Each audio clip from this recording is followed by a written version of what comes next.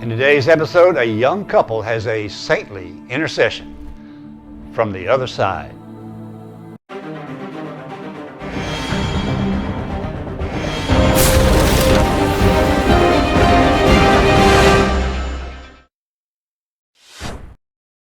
Hello and welcome back to Encounters from Beyond the Veil. Today's episode comes from It's a Miracle television show. It's about a young couple that find they're going to be parents for the first time. But when complications set in, only an intercession from the other side could give them hope. Today's episode, Twin Roses.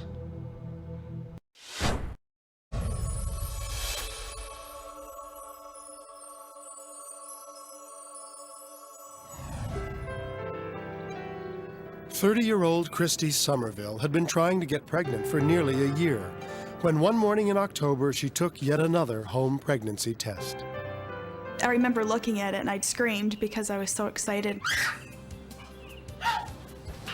She immediately woke her husband Joe with the incredible news. Honey, we're pregnant. The most important thing in my life at that point was to have a child. Nothing else seemed to matter. I was just so focused on having a baby. I gave my wife a big hug right off the bat. I was just very excited, ecstatic. Now here, A few weeks later, the Somervilles paid a visit to Christy's obstetrician, and during a routine sonogram, he made an unexpected discovery. I see two embryos here. I didn't understand what he meant that he saw two embryos. I thought maybe that was normal because I had never been pregnant before. Doctor, what did you mean by two embryos? You're gonna have twins. Congratulations. You're gonna have twins. We were excited about having one child, and now it's two. I felt doubly blessed.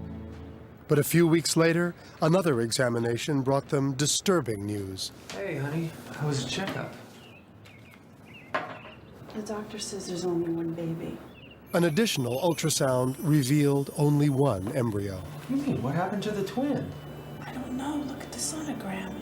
Doctors had no explanation. The twin had vanished. There's only one. We kind of had to readjust our thinking that we were going to have twins. Of course, we were still happy about having the one child, but we were really looking forward to having twins. 3 months later, having finally reconciled themselves to having only one child, Christy had another sonogram. What's that? What do you think that is? It looks like another baby. That's what you're saying. There's two babies. There's one and there's two. I could not believe it. We got twins again. I guess we have twins. I was on top of the world knowing we were going to have twins again. I was just happy. I loved being pregnant. I had a spring in my step. I slept well. Things were looking good. But Christy's elation was cut short when in her 26th week of pregnancy, she felt a pain in her abdomen. It felt like a cramped feeling, where it would tighten and it just wouldn't go away. I knew something wasn't right. It just didn't feel right. Christy was going into labor. She was rushed to a hospital in Grand Rapids, Michigan, specializing in high-risk births. It was 3 hours away. I prayed that my babies would be healthy, that they would stay inside the womb, warm and comfy, and that I could stay strong enough to have them make it to term. Dr. Curtis Cook was in charge of Christy's case. She was between 6 and 7 months pregnant, and that's at least 3 months premature, and babies can have a lot of complications if they're born that early, and some don't even survive if they're born that early. Further examination revealed an even greater concern. An impaired umbilical cord was restricting the flow to the smaller fetus, baby B. Without blood, the baby couldn't grow or develop. She was starving and suffocating at the same time. At that point, I was really scared. And the first words out of his mouth were, I don't think baby B is going to make it through the weekend. What? We felt it was very likely that the smaller baby was going to die in the uterus, and that it was too small for us to do anything about at that time. But our hope was to try to get the best outcome we could for the larger baby. And to have those feelings back again was really devastating. Christy was immediately admitted to the hospital, where her early labor was stabilized. But doctors were unable to do anything to save the smaller twin. When you have this degree of abnormality in the umbilical cord flow, we have very limited options available. We don't have any medical therapies we can give her. We don't have any surgical procedures that we can do. All we can do is watch and wait and hope. I had an overwhelming amount of guilt. I felt that it was my fault. I thought that I had did something wrong. It was just a horrible place emotionally to be, especially knowing that a baby at 1 pound 5 ounces is trying to fight for its life. Her husband, Joe, booked a room at a nearby motel in order to spend every possible moment with her. Have just one more bite. I just kept plowing the food in her. More good. Made Christy eat more and more, just hoping that the baby would get some of that. Christy's mother, Sherry Johnston, kept watch over her as well. There was really nothing for us to do except to pray. Why don't we pray to St. Teresa? As devout Catholics, the family addressed their prayers to St. Teresa of Lisieux, the little flower. St. Teresa died as a very young girl, and before her death, she promised that if God would allow her to intercede in any way, that she would bestow upon you a rose in an unusual manner. I asked St. Teresa to please open up the cord so that she would receive proper nourishment and grow and help her to survive. I must have prayed for about an hour, saying those words over and over. The next morning, Joe decided to take a new route on his walk to the hospital and promptly became disoriented. I knew I was going in the right direction, but I didn't recognize the street I was on. Soon he came upon a church where a service was about to begin. Joe decided to go inside.